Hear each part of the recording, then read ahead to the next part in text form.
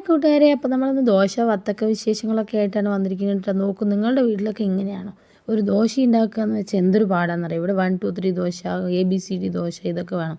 എന്നാൽ കുറച്ച് ABCD ഒക്കെ ഉണ്ടാക്കിയാൽ എത്ര കുഞ്ഞു കുഞ്ഞു വയറല്ലേ അത് നിറയിങ്ങനെ. നമ്മൾ ABCD H വരെയൊക്കെ എഴുതുമ്പോൾ വേദക്കൂട്ടോ കുഞ്ഞു വയറെന്നറിയും കേട്ടോ.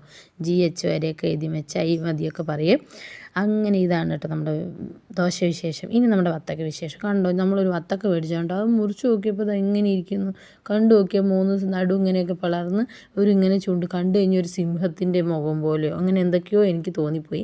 അപ്പോൾ ഞാൻ വിചാരിച്ചു അത് നിങ്ങൾക്ക് കാണിച്ചു തരണ്ടേ, ഞാൻ മാത്രം കണ്ടപ്പോൾ വരല്ലോ എന്ന് വിചാരിച്ചിട്ട് നിങ്ങൾക്ക് കാണിച്ചു തരും. പൊട്ടത്തരമാണെങ്കിൽ വെറുതെ വിട്ടേക്ക്. ഓക്കെ.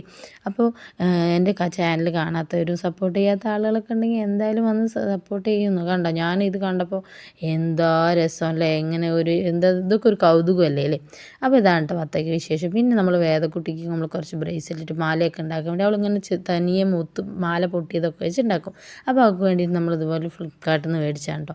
എനിക്കൊന്നും പറയാനില്ല, എനിക്ക് 500 രൂപയ്ക്ക് ഇത് 500 രൂപയാണ് ഇതിനുള്ളത്. ഇതിന് നഷ്ടമാണെന്നൊക്കെയാണ് എനിക്ക് തോന്നിയത്. എന്നാലും കുഴപ്പമില്ല, അവൾ അതിന് വെച്ച് കുറേ നേരം കളിക്കും. അതിൽ കുറേ ബ്രേസ്ലെറ്റ് ഉണ്ടാക്കി എല്ലാവർക്കും, ഏട്ടനും അപ്പച്ചിക്കും എല്ലാവർക്കും ഉണ്ടാക്കി കൊടുക്കുകയൊക്കെ ചെയ്തു. അവൾ നല്ല ഹാപ്പിയാണ്. അതേപോലെ നമ്മളും അപ്പോൾ ഹാപ്പി ആവുമല്ലോ. ഇത്രയേ ഉള്ളൂ കേട്ടോ. വേണ്ടവരൊക്കെ പോയി മേടിച്ചോട്ടെ, അടിപൊളിയാണ്. കുഞ്ഞു കുട്ടികൾക്ക് വരെ ഉണ്ടാക്കാൻ പറ്റി. ഈ ഫോണിലൊക്കെ കളിച്ചിരിക്കുന്ന സമയം അവരിതിൻ്റെ പിന്നാലെ നടന്നോട്ടെ അല്ലേ. അപ്പോൾ ഓക്കെ, ബൈ. ഇന്ന് ഇത്രയേ ഉള്ളൂ.